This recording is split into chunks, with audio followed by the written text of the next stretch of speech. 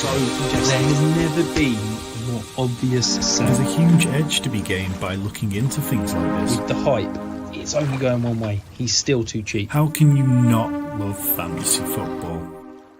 Hello and welcome to the Fantasy Sanctuary. We are very, very excited for this show. It is charity fantasy football season.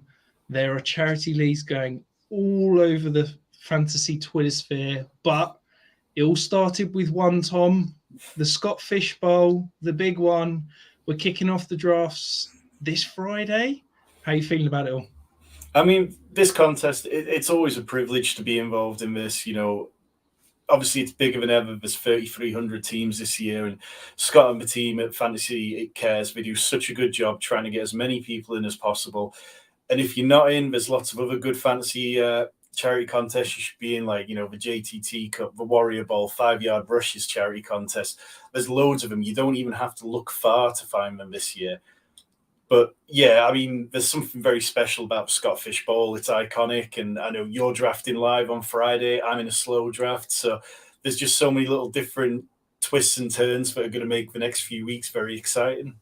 Yeah, absolutely. I'm very excited to draft live on Friday. I sort of went back and forth. Do I want to draft live? Do I just want to slow draft and take in the experience on Friday? But I thought, no, you know what? I'm going to dive in. I'll probably draft a horror show of a team, but that's what it's all about, isn't it? It's all about, you know, raising money for charity, raising awareness, and let's have some fun. So yeah, but before we kind of, you know, dive in too much about strategy, and we're going to do a mock draft later in the show, Tom. What is the Scott Fish Bowl? What does it kind of entail? How many teams? What's the setup we're looking at right now? So I'll pull up a couple of bits on the screen as we talk. So the basic idea, I mentioned 3,300 teams. You're either drafting on Sleeper, which is where I'm drafting, or on MFL. What makes the Scott Fish Bowl so interesting over the years has been that Scott has come up with crazy scoring systems all the time. It is a super flex, but there's also kickers involved. You can see on screen we've got start 1 or 2 quarterbacks, with one being in the super flex, 2 to 6 running backs, 3 to 7 wide receivers, 1 to 5 tight ends, and then 0 to 4 kickers. I think there's 3 flex positions on Sleeper, as well as 1 mandatory kicker if you're playing on there, whereas on MFL you get the choice of starting no kickers if you don't want to. But we'll get on to them and like why they can actually be okay for this format. But 11 starting players, 22 roster spots, no trading allowed, $100 waiver budget, and we'll come on to a bit of like waiver talk later on. But yeah, in terms of a contest, this is a huge contest. Like, to make it into the playoffs, you are going to be facing a lot of other good teams. I mean, we could look at, I think, last year's winning team, which we've got here. This team that won it all, they had Patrick Mahomes, they had James Conner, Austin Eckler, Josh Jacobs. Obviously, Patrick Mahomes is always fantastic, but Eckler and Josh Jacobs were 2 of the players that you needed last year really to do really well. But then they just hit on some really nice players. Jerry Jeudy, who came in to form along the back end of the season. Evan Ingram, who exploded before a dud final week, but they got out of jail because Dalton Schultz had a great week. So there's loads of ways we can approach this draft, and I think that's what makes it so interesting, really. Yeah, absolutely. And they were the only team in the final that had that Mike Evans 45-point week as well, which, you know, that's going to make a big difference when one of your players is dropping a 45-burger in the final. So I guess if we're going to start talking strategy, Tom, 3,300 teams, most of us are used to playing in a standard 12-team league. What strategies are you going to be taking into a tournament this size? You know, you constantly draft in best ball tournaments that are thousands of people. Do you think there's some comparisons and some tactics that you can take from those best ball tournaments into this, which I appreciate it's redraft rather than best ball, but will still need some of those kind of tournament elements to go far? Absolutely, and it's that kind of thing of, okay, if we're all going to make it to the playoffs, what differentiates us from the other teams who are making it to the playoffs? If Josh Jacobs and Austin Eckler are the running backs that you need, along with Patrick Mahomes being Patrick Mahomes, what do we have that's going to set us aside and help us climb past those teams when we make it into the playoff rounds? So we've got the playoffs here. So basically, they start from week 12 and go all the way through to week 17. So you really need to have players who are going to be able to capitalize down the stretch. And I think one of the basic things which you can bring across from best ball is stacking. In a redraft format, I never want to go overboard with stacking, which might sound like a little strange coming from me because I'm always talking about stacking and how much I view it as essential. But if you can add small correlations, particularly between your tight end and your quarterback, that's something I'm always looking to do. I think the tight ends in general will get slightly overpriced because of the scoring, which we'll get to in a little bit. But correlating them with the quarterback, like more often than not last year, a lot of the top tight end performers on each week were you wanted that as part of a stack because also the quarterback was going off. So if you can pair them, that's great. In terms of roster construction, normally when I'm approaching a draft it's all about, okay, where am I spending the budget as such of my picks here? And you kind of having to think about that.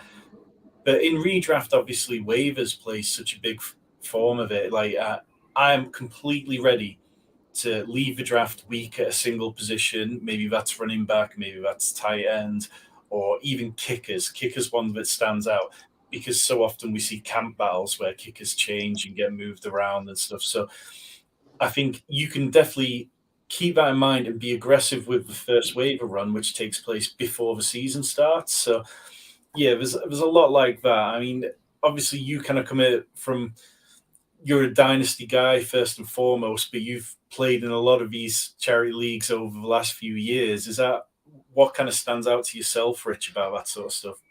I think first of all, what you need to do is you need to sit down and think and say, what am I trying to achieve here? Because let's be honest, for everybody playing, they've got a different aim. I know there's 3,300 people, and yes, everybody would love to win, but that's not everybody's aim.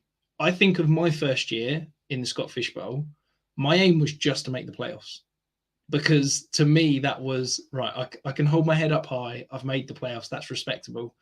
Anything beyond that is a bonus. So for me, what I'm looking to do now is I made the playoffs in my first year. I then went, right, now I'm going to try and win it. And last year I tried to be completely different, go against kind of traditional roster builds, still sticking to within reason of ADP. And I drafted an absolutely horrific team, just about scraped into the playoffs, I think, and it wasn't good. But I think you need to be willing to swing for the fences if your aim is to try and win the whole thing. And that's, I think, the first decision you need to make. Am I just trying to be average and make the playoffs? Because over 50% of the team make the playoffs. Like, it is a huge playoff field to begin with. If that's your aim, then great. That's perfect. There's only going to be one winner. But you need to decide before the draft what that aim is, because you're going to need to make decisions about chasing upside ceiling or whether you're just going to sit and be happy and steady to kind of tick over and be an average team, quite frankly. No, I agree with all that because I think, nobody is entering this primarily with the goal of winning. This is all that matters, So this is a charity tournament. And it's the community aspect along the way, the group chats, the chats in your league, the chats with people picking up the same pick as you. Shout out to the Group 9 chat. That's all. But as you say, I mean, there are no prizes for coming second in this. I could enter with the DraftKings Millie Maker tournament and come second and walk away with $500,000. So you definitely have to reach a point where it's like, what is it about this draft pick that is giving me the upside I need to beat 3,300 other people? So there's players who you might not want in normal drafts who in a contest like this, they're a little more alive to me. I think that's definitely something we can kind of focus on. Yeah, absolutely. And you talked a little bit about stacking earlier. The other kind of best ball strategy that I guess you could look at is that week 17 correlation. Now, given it is a 6-week final, essentially, if we want to do that, are you still approaching potentially and targeting that week 17 correlation on the off chance you make it?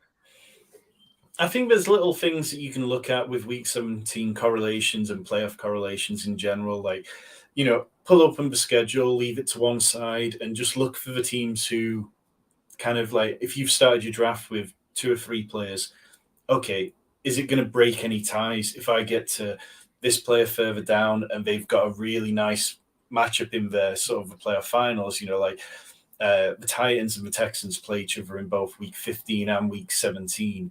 That feels like one which could have sneaky upside.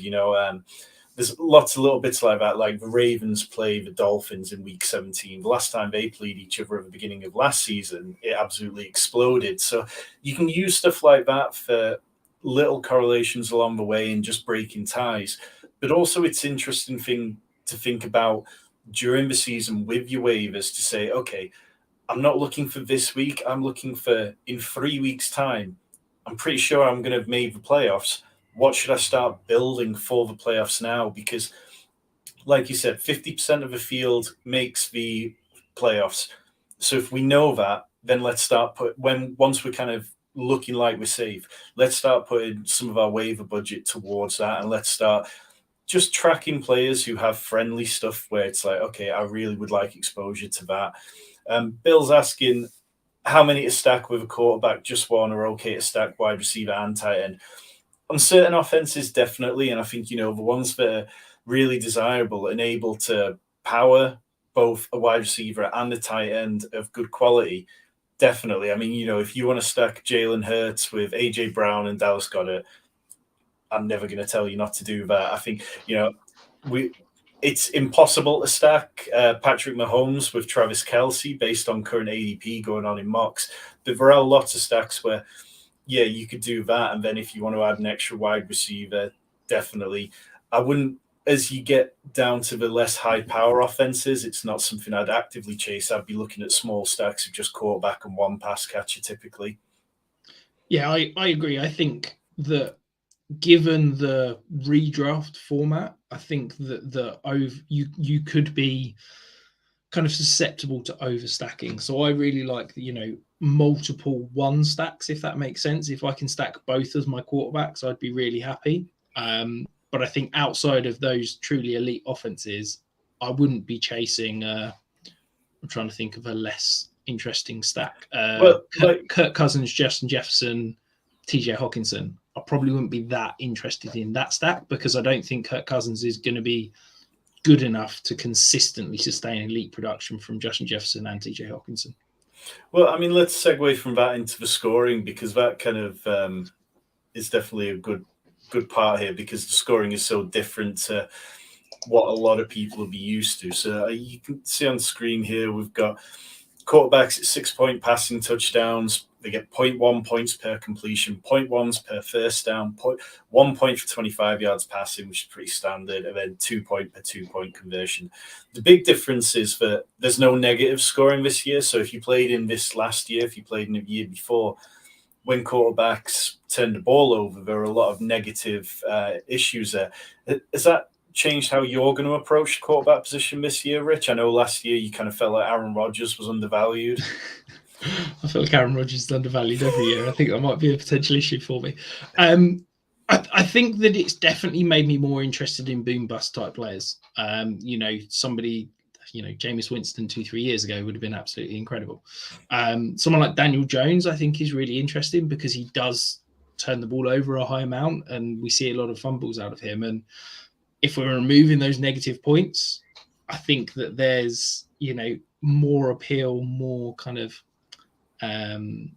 upside there because we've not got the negative points. Definitely, I think for me the really interesting point is that we see, yes, the quarterbacks are scoring highly, yes, the tight ends are scoring highly with these extra point first down, extra points per reception, but that 0.25 per carry for the running backs, that's huge for those non-pass catching running backs. Your Josh Jacobs, your Derrick Henrys, those guys see a huge boost. But also, it's really important for those rushing quarterbacks. If you can see Jalen Hurts, Lamar Jackson, who are going to see potentially triple-digit carries in the year, that's a huge amount of extra points that you can just add on to them on a weekly basis. If they're getting an extra 5-6 points per week just from carrying the ball. That could be massive. Yeah, definitely. And just in terms of the mock draft data, everything we've kind of looked at has been from goingfor2.com, who've done an awful lot of them. Shout out to them. Jason in the chat asking if there's a consensus number one pick overall. Mahomes has got 102 in ADP. There is nobody with 101. It's kind of split between them. I think there's a consensus top four, isn't there? It's Mahomes, Allen, Hurts, Kelsey. That's exactly. A consensus top four. What order those four go in is going to change basically on every league. But yeah, I think that's interesting. But just going back to the kind of the scoring. So this slide here talks about the first downs that players were getting, because that's going to be a big thing this year. So based on last year's scoring, Josh Jacobs was VRB1. This year's scoring, Josh Jacobs' points he would have scored last year would have made him the clear RB1 ahead of Christian McCaffrey, because he had 90 first downs. And you can see in terms of rushing first downs, Josh Jacobs had 90, and the next closest was Justin Fields and Nick Chubb with 65. That's like, a huge gulf of a difference. It's probably worth pointing out that Josh Jacobs has never had more than 55 in a season before last year. So it's an outlier. Yeah. At pass catcher, Justin Jefferson and Travis Kelce were both up there with 78, 76, Tyreek Hill 75. And if you go the third one, the far column is just tight ends only. So if you're starting to say, okay, well, tight ends are going to get a boost because they're going to pick up extra points for going first downs, and tight ends are always near the line of scrimmage. You get those nice, easy, just 6-yard catches and pick up a first down. They're chain movers. Well, this one on the very far right shows exactly how many first downs there is. And the difference between Travis Kelce at tight end 1 with 76 and tight end 12, Tyler Conklin, 24, it's massive. Like, those kind of tight ends really aren't going to get a huge bump. But in terms of other little scoring quirks, we've got a slide here with a couple of pictures from our good friend Matt, formerly of the Fantasy Wildcard, with a couple of really great tweets here. The 2022 fantasy points per game average amongst the top 12 of each position using this year's scoring. You see the quarterbacks would average 31.7, running backs 25.2, wide receivers 22.4, tight ends 20.6, kickers 15.9. So it really kind of shows you how much the running backs' value at the top end is outdoing the wide receivers. And for somebody like me who is prone to a 0 RB draft, that's not necessarily something I always want to hear. Yeah, no, absolutely. I think that running back value, I'm the same as you in terms of I don't want to be drafting running backs. I feel dirty every time I do. But just with the way that scoring is, I think it's difficult to go 0 RB. Before we move on, Tom, I just want to highlight one of our YouTube members, one of the guys that's part of the Sanctuary crew, ran some incredible data, some value over replacement player. So Rich Bilkey, thank you ever so much. I'm going to share your work. So he looked back at the data based on the scoring from 2018 to 2022 and basically worked out the average of what positions were playing in the flex on a given week. So this is looking at MFL scoring where you can flex that kicker.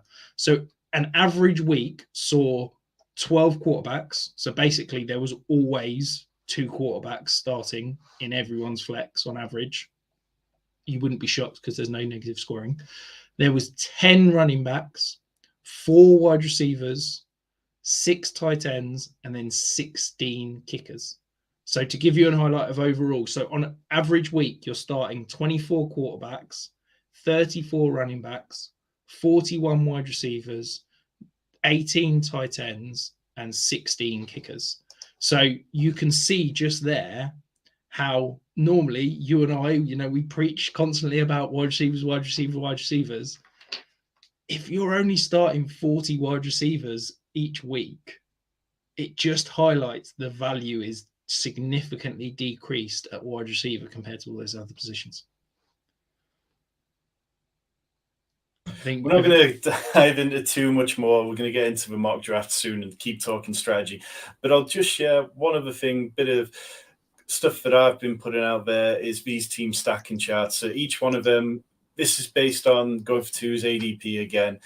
In terms of ones which you can actually stack, Josh Allen stacks up with Stephon Diggs easy enough. That's one which, people can target. I think the mega stack of Tua, Tyreek, and Jalen Waddle's incredibly possible. That's one of those occasions where I would be fine taking 3.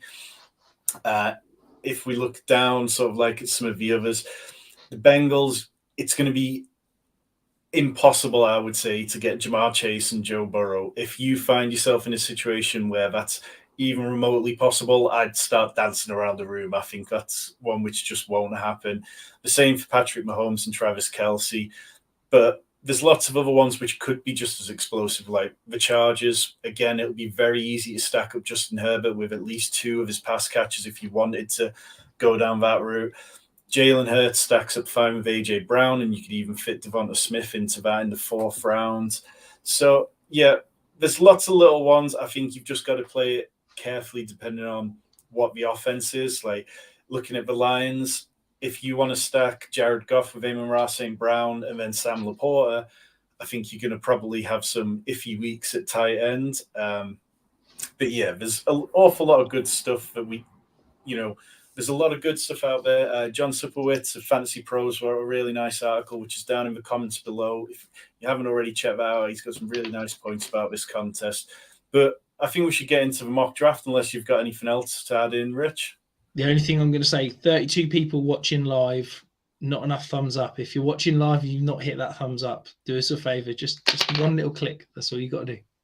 So if you were joining us in the mock draft, we'll put the link out earlier. I'm going to give you sort of like 30 seconds before we get going on there.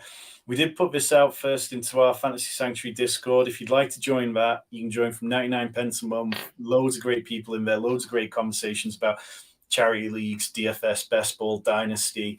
If you hit the join button below, that'll take you to it. And there's several different options. Okay, so I can see plenty of green on here. Got a few people who aren't, but we'll get going with Martin, who's at the 1 spot.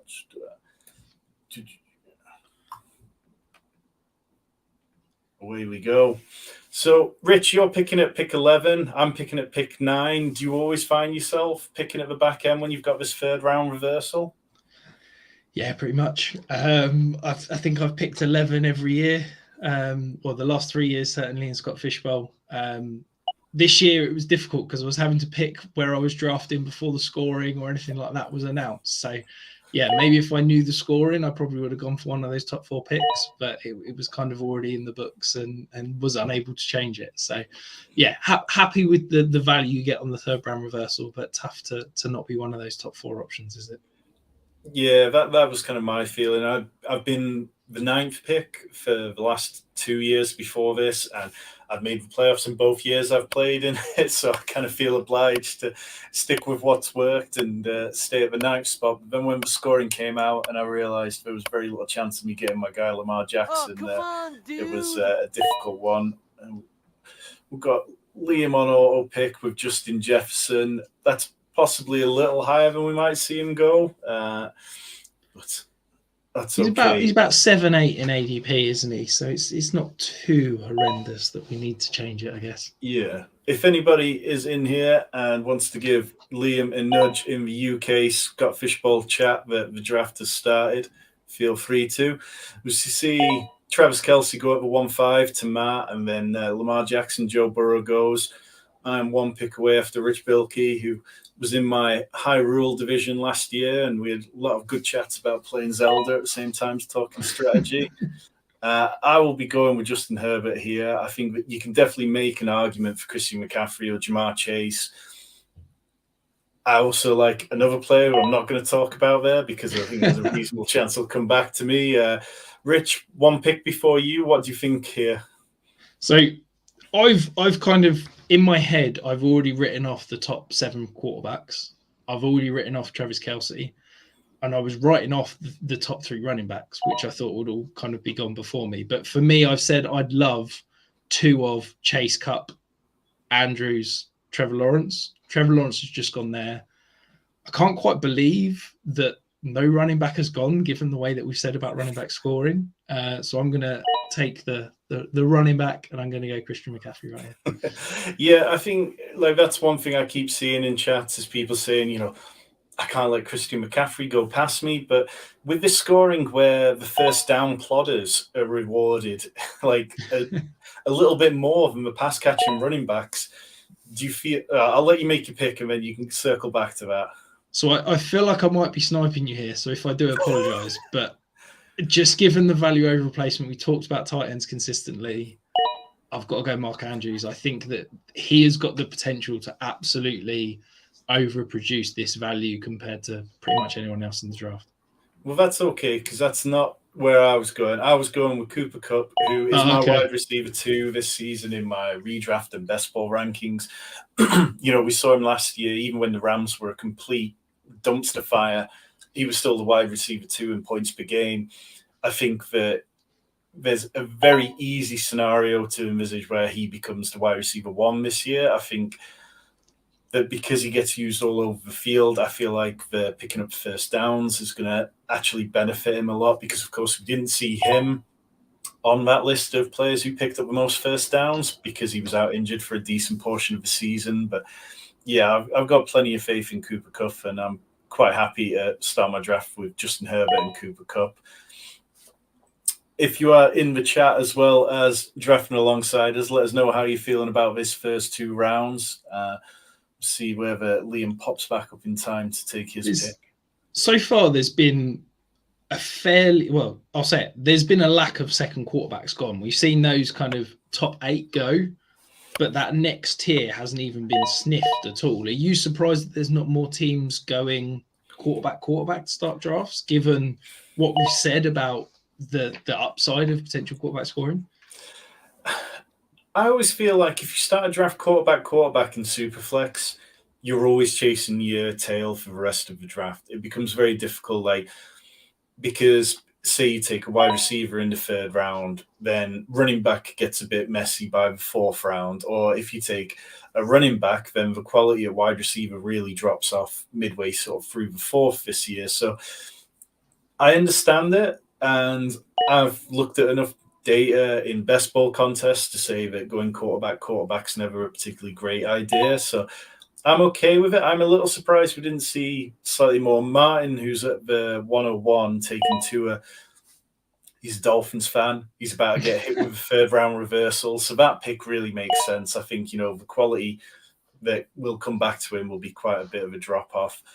So I'm back up, and I'm going to take Amon-Ra St. Brown, another volume guy who I feel, again, we've seen him get used really close to the line of scrimmage, and Jared Goff could just absolutely pepper him with targets. And I know that the running backs are where a lot of the value is, but I kind of feel like there's enough running backs in the middle ranges this year who I like enough that hopefully I'll be able to look okay by the end of this. You've got John in the chat saying we're going to see tight end Bully at 302.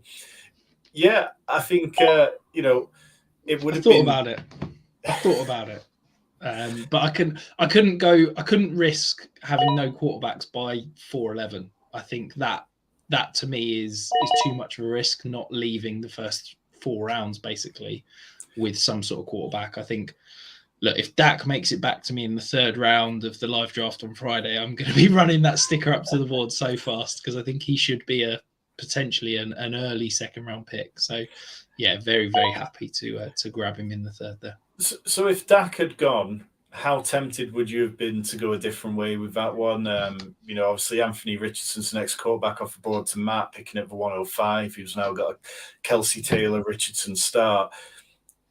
Would you have been tempted by that, or would you have gone with one of the running backs or wide receivers?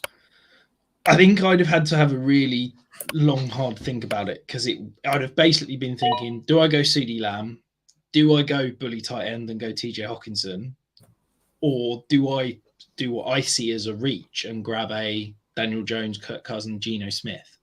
And I think that it would have been basically a tough decision between, do I reach for the quarterback, or do I take the value in terms of what I perceived as CeeDee Lamb or TJ Hawkinson? and hope and pray and cross fingers that two of those kind of competent quarterbacks got back to me in the 4th, 5th round, so I could double tap and hopefully grab two potential options there. Well, you hear people. If this is the first time you've found Fantasy Sanctuary, welcome. We appreciate everybody new, and if you've been here before, we talk Dynasty, we talk Best Ball, we talk Redraft. We're going to talk DFS during the season. Now's the time to hit that subscribe button. We've got a lot of good guests coming on. Tomorrow night, I'll be live with Kyle Dvorak of Roto World. We'll be talking Best Ball, sort of storylines that could still have big impacts on the Best Ball landscape over the next month or so. Rich, you've got a series of Dynasty videos on their way, don't you? Yeah, we got the sophomore scrutiny series we're kicking off this week, so we've got some fantastic guests. We're going to dive into those second-year players that can make or break your Dynasty roster, what you should be doing them, what their value is moving forward, and yeah, really interesting guests and really interesting shows. They're all in the books, they're all recorded, and they will be dropping over in the next week or two for you. So I went with my first running back there. So now I've got Justin Herbert, Cooper Kupp, Amon-Ra St. Brown, Kenneth Walker. I feel pretty good about that. I would like to have got one of the real elite tight ends, but it didn't play out that way this time. Rich, you're back on the clock. What are you thinking? I'm thinking tight end is a screaming value right now. Do I want to double tap and go two tight ends? Right, I'm going to take Geno Smith, and I'm going to see what makes it back round to me. Let's be honest, it's probably going to be a tight end, and I'm probably going to be going two tight ends, but let's see. Yeah, I think Chris, who's picking in between the two of us, would have been quite happy if Geno had made it back for a little stack there. David on the end now has Jamar Chase, Austin Eckler, Deshaun Watson, Aaron Rodgers, George Kittle, and quite a nice team. So, look, we're in a tournament. Let's go for upside. I think there's probably one player left on the board who's got more upside than anyone else in the entire draft. I knew that's where you were going. And Kyle if you Pitts. hadn't taken him, I would have taken Kyle Pitts. I am going to take Jared Goff to give myself a little Lions stack. Goff was the next quarterback off the board there, so it didn't feel like too much of a reach. Andy in the chat, the winner of the JTT first year of that, a man who knows how to play charity tournaments, asking, is it too risky a strategy for the first 4 rounds to try and go running back, tight end, wide receiver, and leave quarterback? I think you can, but you just then have to be willing to accept that you're probably going to lose a tier of any of the next positions when you get to them, because if you don't take your first quarterback until round 4, I mean, unless you go like Daniel Jones, Geno Smith, Daniel Jones, Aaron Rodgers, you're going to feel, you're probably only going to go with one quarterback before then moving back to other positions. So it's just being thoughtful with how you do it. I don't think you can't do it. It's probably, like Rich said earlier, I probably want a quarterback in the first 3 rounds. Rich, anything to add to that? I think it's an interesting strategy, and I think, let's be honest, you're probably going to have to take some risks if you're wanting to win this tournament. But I think that the answer is that it's okay going late QB, but it's not okay going late QB and not having the volume. I think if you're going to opt out of the elite guys at the position, you're basically going to sit there and say, right, I need 4 starting quarterbacks, and you can play the matchups. And with the no negative points, those back end quarterbacks that traditionally are scoring, 5-6 points on a week are still going to be putting up points for you and still going to be startable, because even if someone throws 3 interceptions, it doesn't matter. But you need that volume at the position. And for me, I'm uncomfortable saying I'm going to take, yes, I'm going to get some elite players at non-quarterback positions at the start of my draft, but I'm then probably going to take 4 quarterbacks in the top 12 rounds is probably what you're looking at. Do I really want to assign that volume of capital at a quarterback position and therefore make me weaker at other positions? So I don't think there's a wrong or a right answer. I think it's an interesting strategy, but I think you just need to be able to play it out correctly and kind of see it through, if that makes sense. Yeah, and John kind of touches on it here with taking Kyler in theory as your quarterback 2 with a safe quarterback 3 of Jimmy G, Brock Purdy, Tannehill. Ryan Tannehill's someone who's going to be very undervalued in these drafts. But if you compare him with somebody like even an Anthony Richardson, where I believe Anthony Richardson is going to be out there from week 1. But if you're a little hesitant or you want to give yourself a little bit of a safety blanket, I think it's very easy to say, okay, well, I'm going to pair him with Ryan Tannehill, who likely will have the start of the season before there starts to be many questions about him. The Titans do have a tough opening schedule, so it could be that they're in pass-heavy situations, which, okay, we could get into their pass-catching situation and talk about how that's less than ideal, but yeah, they should have to at least try. We've got Dave in the chat says, you'll see me sweating of a 101 on Friday. So, Rich, with you being in the live draft, is that changing your mindset at all about anything? Not really. I don't want to come across as a live draft expert, but I do a live draft with my friends for my home league every year. So I've got some experience of being on the board, having people heckle you, that sort of environment. I'm drafting next to Jack Humphrey, which, who knows what on earth he's going to do. I think, everyone's got a plan until you get punched in the mouth or whatever it is Mike Tyson said. And I feel like Jack could well do that to me on Friday, metaphorically, of course. But yeah, I think it's going to be really interesting to see how people are able to adjust, stick to their plans, not be able to have a computer telling you this is the best pick here based on ADP and kind of keep track of everything. I'm really excited, and I think it's going to be a really good night. Yeah, I'm quite a methodical, slow drafter. I definitely, like to check in on bits. And if I'd been able to make the live draft, I definitely would have. And fortunately for me, London is a little far to pop in on a Friday night. So I'm back up here, and I'm going to take Dameon Pierce because he feels like the type of running back who could be rewarded well in this format. And now I'm at a point where I've got Herbert and Goff as my quarterbacks, Cooper Kupp and Amon-Ra St. Brown as my wide receivers, Kenneth Walker and Dameon Pierce as my running backs. So it's only really tight end I feel a little light at, but I'm not going to chase it because I do feel like after Darren Waller, there's quite a cliff edge before you get to the likes of David Njoku. I'm really annoyed because I was eyeing up Miles Sanders and I've just been sniped. I was feeling like I needed a second solid running back, but there's nobody really there. So let's shoot for upside again. Let's go with the Atlanta offense. Drake London, I've just finished talking about him on my sophomore scrutiny series with Mags. The underlying numbers are unbelievable. Let's just hope that they pass a bit more and he keeps the same stats. Yeah. Bill in the chat saying 2 years doing fantasy football, 2 years of PDS, Pitt's disappointment syndrome. Not sure if he can take it again or third time the charm. I'm kind of more in on Kyle Pitts than I've ever been. Obviously, in this scoring format, it goes a little higher. But in best ball, I'm getting Kyle Pitts in the 7th round at the minute, and that feels completely fine. I think, yeah, I have questions about Desmond Ridder. Sorry to any Falcons fans who are watching along, but I do think they can be okay. I'm really disliking this draft because I feel like people are sniping me. I was convinced James Conner was going to make it back to me, so I didn't take him. I thought I took London, and then he's been sniped. So let's go and grab the stack. Let's go and get JSN. Pair him with Gino. It's a risky play, but let's shoot for upside. Andy in the chat. I think that might just be a reference to my Desmond Ridder comments, but I'd be more than happy if I end up being wrong, if it means that Andy is a happy guy. So I'm back on. It's a little tricky.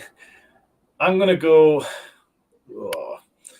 talking of upside. I'm going to go with Christian Kirk. I think his ADP here is lower than it is on most best ball platforms. And I think I'm in on Calvin Ridley, but I also think there's plenty of scenarios where Calvin Ridley looks rusty after not playing for 2 years. We've seen other players who've not played for a while look rusty. And yeah, I do think that Christian Kirk is going to be fine. I think it's more Zay Jones and Evan Ingram who are going to struggle with the addition of Calvin Ridley.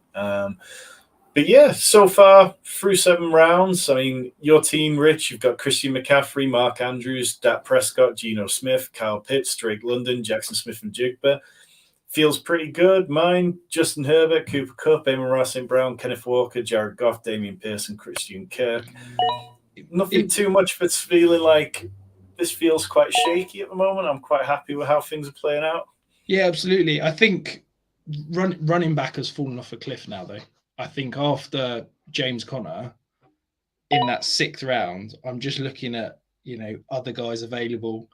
Dalvin Cook, Javonte Williams, Alexander Mattison, Isaiah Pacheco, Rashad White, Kamara, Montgomery, James Cook, AJ Dillon. Like, there's nobody that I'm wanting to take in this sort of range, and I think that's a really interesting point of the draft where we're basically saying 6 rounds in, you probably need at least 1, if not 2, running backs by this point. I'm feeling a little bit light at running back given the way the scorings are.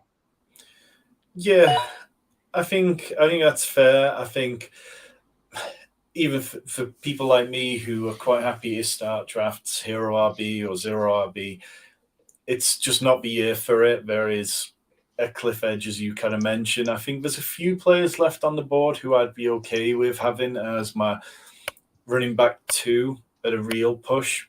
But, when we get into the drafts, it all goes out the window.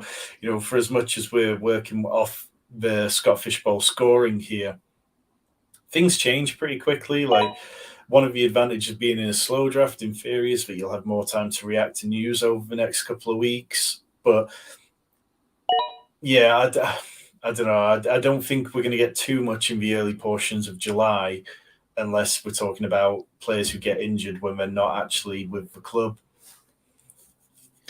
Yeah, it's difficult, isn't it? Because I think these drafts are almost too early for like training camp hype, training camp news. I remember seeing it a couple of years ago where we had the Cam Akers injury, the Michael Thomas injury, the J.K. Dobbins injury, and there was one person that had drafted all 3 of those. And it's like, okay, you've drafted 3, hopefully high upside players, and that's it. That's your Scott Fishbowl year written off by 3 injuries in training camp. And, I'd love to say we're not going to see injuries, but chances are we're going to see some significant injuries in camp again this year, and it's probably going to really affect somebody's team, and you just got to cross your fingers and hope that it's not you, haven't you? Yeah, that was a year where I had Cam Akers and J.K. Dobbins in the Warrior Bowl, and that was my debut, and it was over before it started, really. But like ever, you just got to play the waivers, give it your best shot and enjoy it for what you can. So Rich Bilkey picking 1 pick before me. He's got 2 quarterbacks, tight ends, 2 running backs already. Takes Javonte Williams, who definitely has upside. I'm back on. I'm going to take Alexander Mattison here.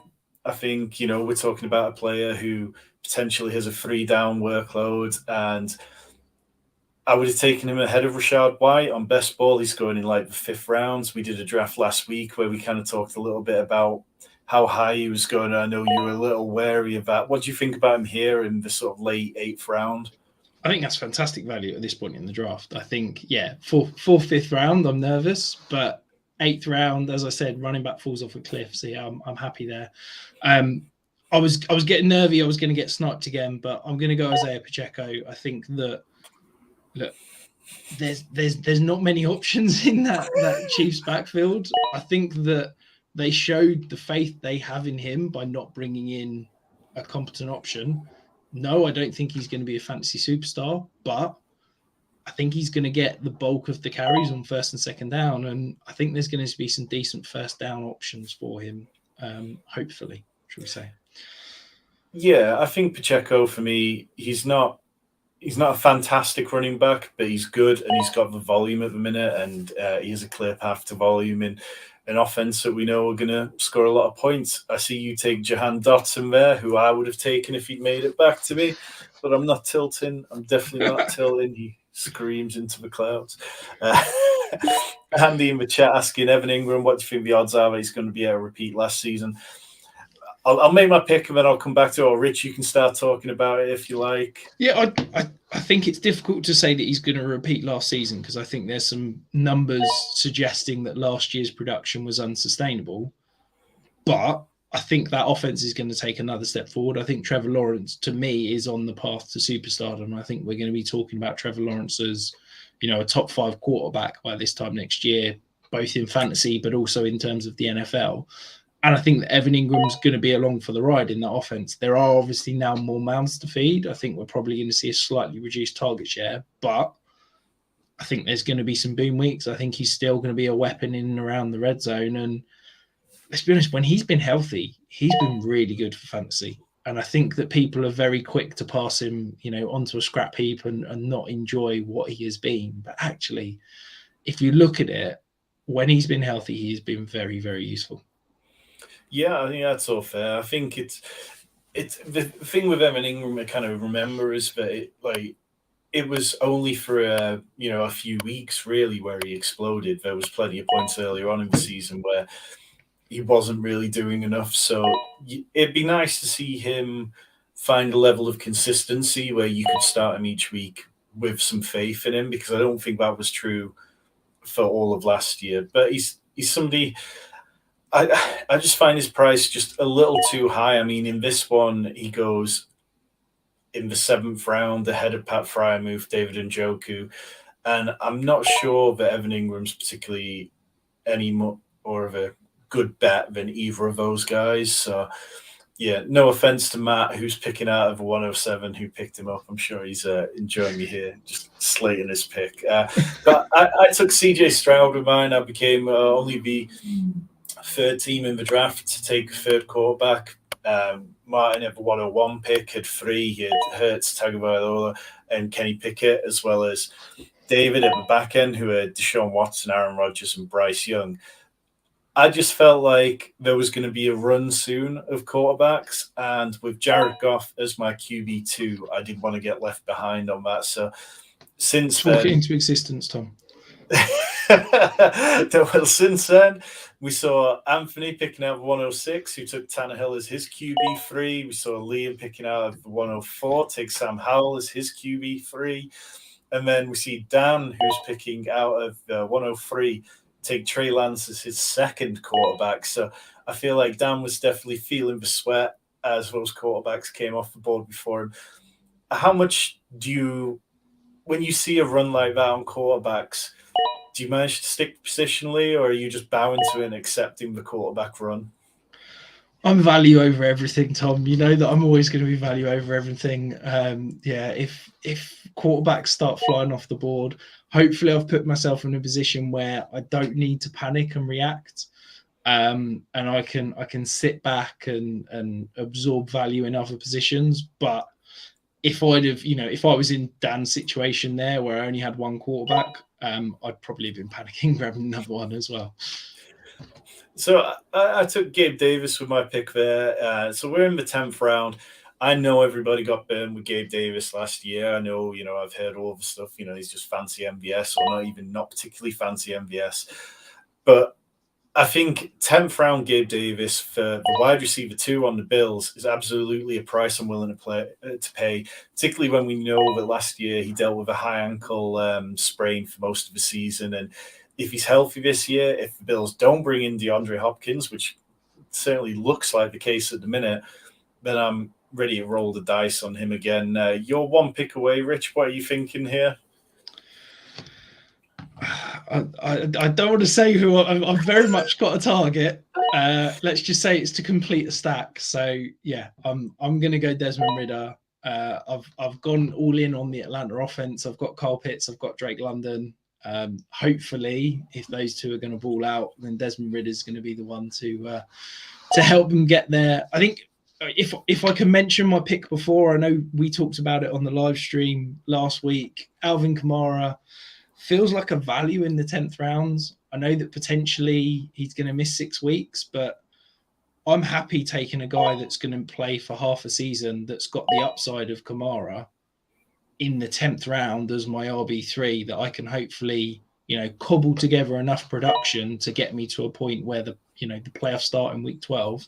If I've then got Alvin Kamara fully healthy in an offense that we think is going to take a couple of steps forward this year with Derek Carr under center, yeah, maybe I'm drinking too much Kamara Kool-Aid, but I'm potentially excited at that value. Yeah, so I went with Jamal Williams. Particularly this format rewards players like Jamal Williams. Last year, he had the seventh most rushing first downs amongst all quarterbacks and running backs. So I quite like him there. I think it's very easy to see a situation where if Alvin Kamara was banned for 6, 7 games, I'm really going to benefit whilst you're sat with him on your bench. But yeah, I think the upside with Kamara down the stretch could be fantastic. Had Pete Overzet on the Best Ball show a couple of weeks ago talking about his targets and how excited he is for Kendre Miller.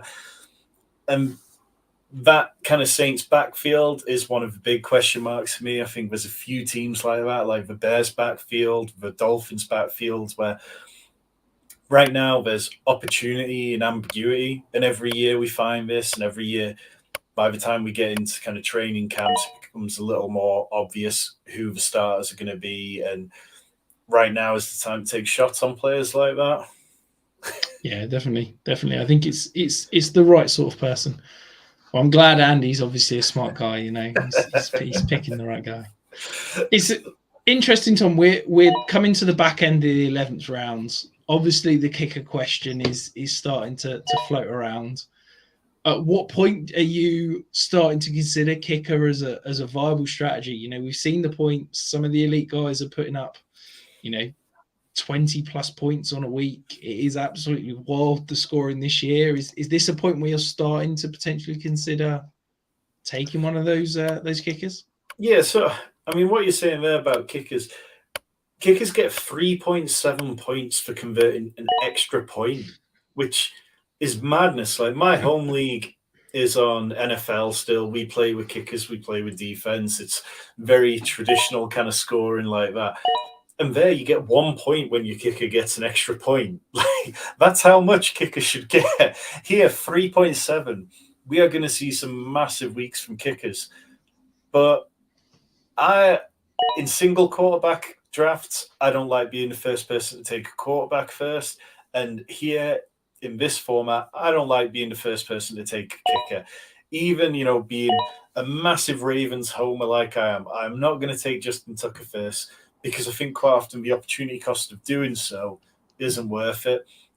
I think what I'd be looking for is two reliable options who are going to play week in, week out for their teams. And, I'm talking about veterans who you can basically say, okay, they haven't brought anybody else in apart from a camp leg. This player is going to be secure in a role unless he completely just goes to hell during the season. So definitely feels too early for me for a kicker. I'm here and I'm kind of struggling a little at tight end, but I'm going to take Gerald Everett, who I think has been undervalued. And he's, I stack him up with Justin Herbert. I talked about that earlier about how I want to correlate tight ends with my quarterbacks where possible at times. And I think Gerald Everett and this new Kellen Moore offense can be really good this year. I think whilst we're talking kickers, Martin brings up a fantastic point of, do you think kickers will be taken a lot later? Absolutely. I think that sleeper drafts, you'll see kickers, because everybody has to start one, falling to the, mid-teens. Whereas I think in MFL, as I was saying with Rich's data that we highlighted earlier, on average, 16 kickers were starting on a week. And I think that if you can, start to see tight end kickers come off the board in the early kind of teens, around that sort of 11, 12 point, I wouldn't be shocked by that, certainly. Yeah, and the reason there, because on MFL you can play the kickers in the flex, whereas on Sleeper you can't.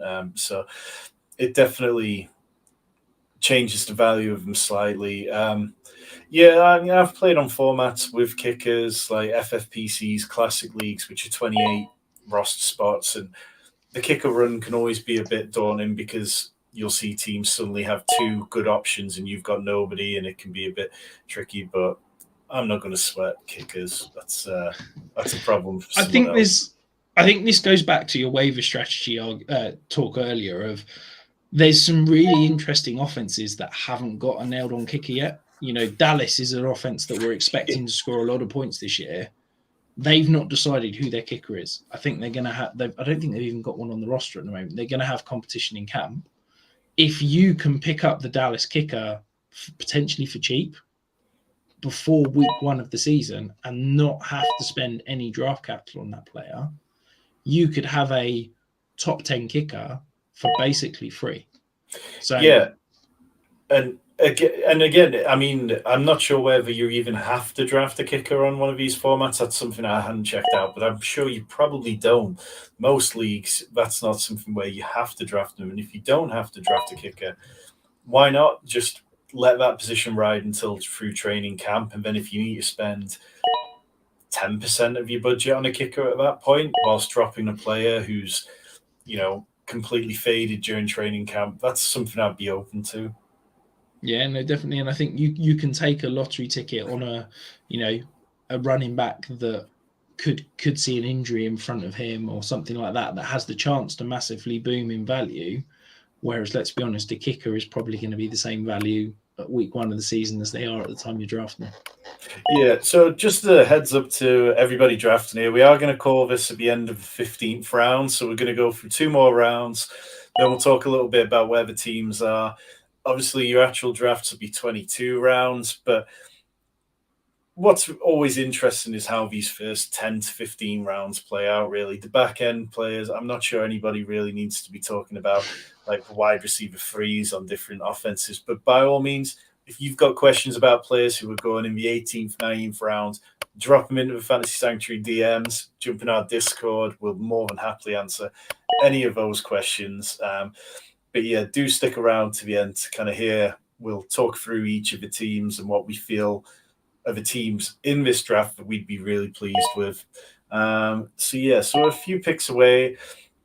I did take Sam Laporta. I don't feel great about it. I think the upside is obvious with him. He's an exciting rookie, but I wrote an article for Underdog earlier this offseason about how the vast majority of rookie tight ends fail to score even 6 half PPR points on average per game. So I think it's interesting. We talked earlier about there being a running back kind of cliff after that 6th round.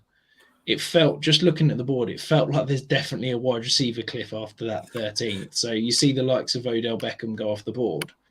And then you're looking at best available, and it's Adam Thielen, Darnell Mooney, Rashee Rice, Zay Jones, Romeo Doubs.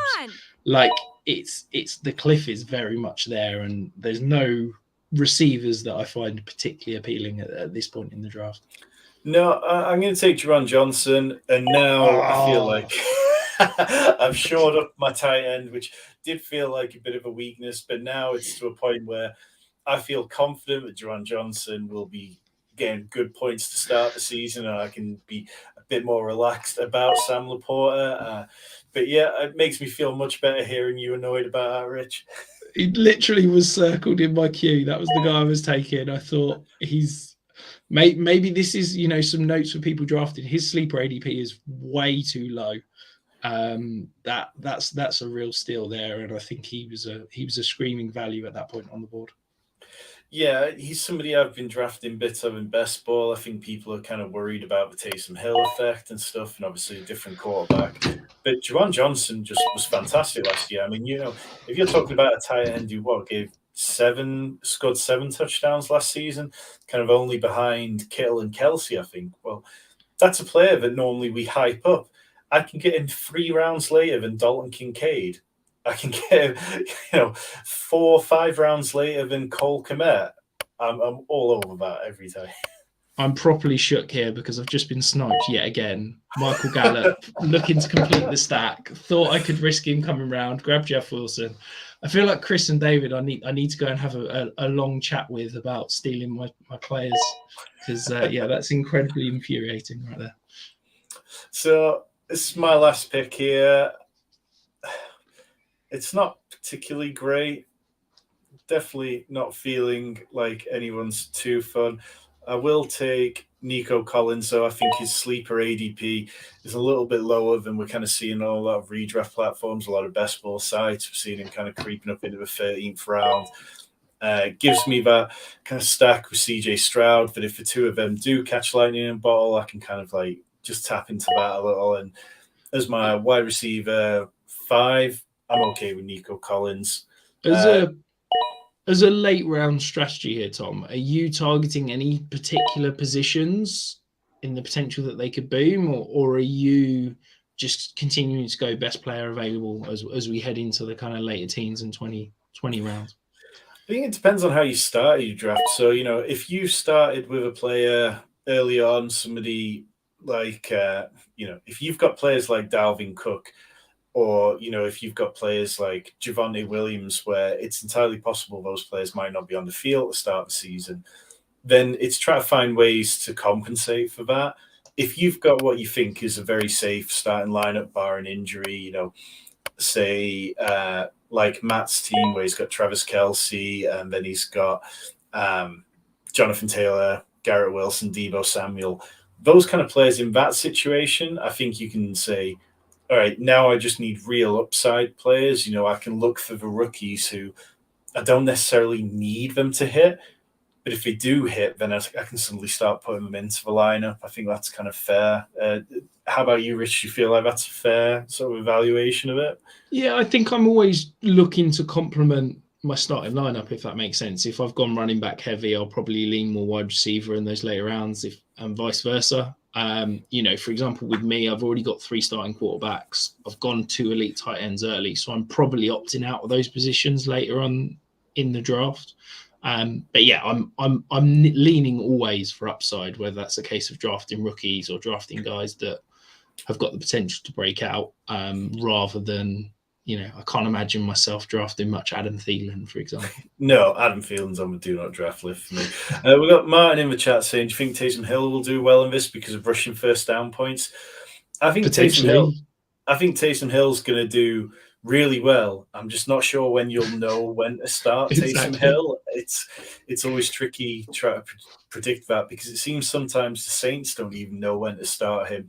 That it could be a game is going a little off and then they're like, they need a spark, and suddenly it's like, right, give Taysom Hill 15 touches and see what he can do. We've got Chris saying he accidentally doubled up on Falcons running backs with Bijan Robinson and Tyler Algier. It's not something I'd do in redraft. I think it kind of caps your options week to week of what you can do. But I don't hate it on a offense which we kind of, if Rich is wrong and it doesn't pick up in pass attempts and it becomes run heavy, then there's a chance that we might both have standalone value. Bill mentioning no respect for Donovan Peoples-Jones, number 2 Browns wide receiver. I still think that Donovan's Peoples-Jones can have a very nice role to play this year. I don't think he's the Browns' number 2 wide receiver. It's Elijah Moore. I don't know. Is Elijah Moore good? Do we know that for sure? Yes. We can get into that another time. But so we've paused the draft there after 15 rounds. And so my team, Justin Herbert, Cooper Kupp, Amon-Ra St. Brown, Kenneth Walker, Jared Goff, Damian Pierce, Christian Kirk, Alexander Mattison, CJ Stroud, Gabe Davis, Jamal Williams, Gerald Everett, Sam Laporta, Juwan Johnson, and then Nico Collins. I feel pretty good about it. I think it's difficult in this format for me because I would like more wide receivers earlier normally. But given the scoring and stuff like this, I've got 4 running backs who I think can be every week players in this format. I think the wide receivers I've got I'm quite happy in, and the tight end I've probably got enough to muddle by. Rich, why don't you recap your team? Yeah, so I've gone Christian McCaffrey, Mark Andrews, Dak Prescott, Geno Smith, Kyle Pitts, Drake London, Jackson Smith-Njigba, Isaiah Pacheco, Jahan Dotson, Alvin Kamara, Desmond Ridder, Cortland Sutton, Tank Bigsby, Jeff Wilson, Jerome Ford. Quite happy with the draft. Felt I was probably a running back light around, probably, I'd have preferred another running back in those top 6 rounds. I think having gone 2 tight end early, that sort of was the price I had to pay for getting Andrews and Pitts. But I feel like I threw some decent volume. There's the upside of Kamara. There's guys like Bigsby and Wilson and Ford who could potentially carve out bigger roles. So, yeah, I like the draft. If that's the draft to come away with on Friday, I'm probably in a pretty happy, good position, I'll be honest. Matt asking how much will beer factor decision-making in London on Friday night. Well, I think for those who are drinking, Matt, like yourself, like many of the other people, that might be more of a factor. But, of course, Rich, you don't tend to drink, do you? So no, I'm a non-drinker. Hoover up all that value and won't wake up and have to worry about what you've got drafted. Well, that's it. We're starting early on the Friday so that everybody can get half cut, and I can be the only sober one to scoop up all the value.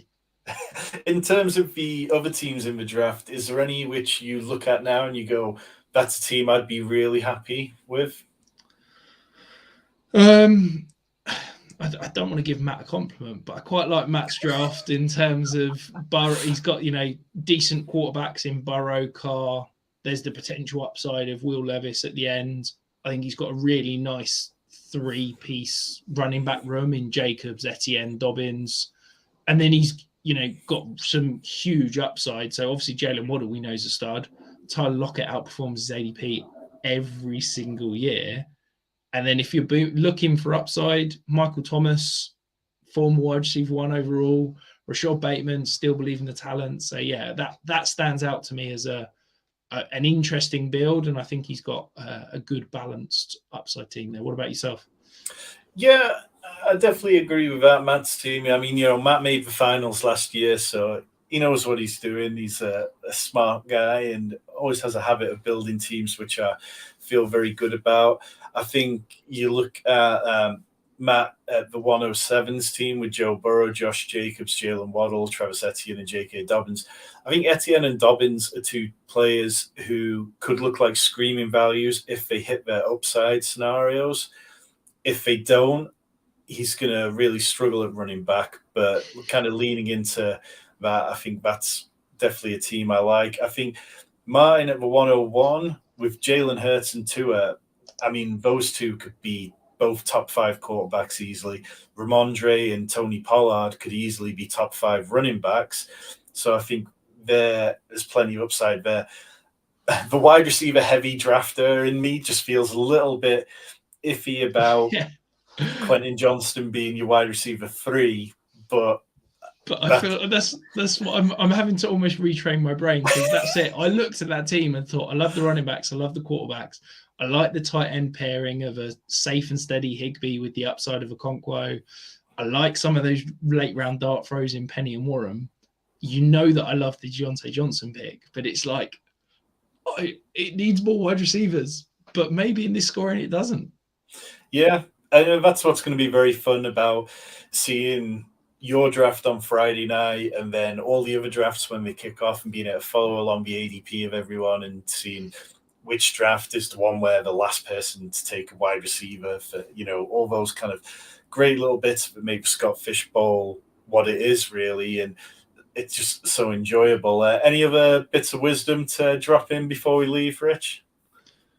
No, I think the main thing is just enjoy it, have fun, get in the draft spot chats, get in your league chats. The big thing about Scott Fishbowl is we're raising money for charity, but it's also about bringing the community together. And that's been the amazing thing that I've had through my 3 years of playing in it is I've spoken to some awesome people. I've developed relationships with people that I would never have normally spoken to just because of Scott Fishbowl. And I think that's one of the most amazing things about the whole tournament and everything that gets thrown together. Yeah, I couldn't agree more. It's a special tournament. There's an awful lot of great people involved, and really just grateful to Scott and his team for all the hard work they've done getting it ready. And hopefully now we can get drafted and start enjoying it. If you are here and you haven't already, hit that like button, hit the subscribe button. We've got a lot more coming up very soon. We appreciate all the people who jumped in, the Mark, all the people chatting away with us. It's been fantastic having you here, and we'll see you again soon.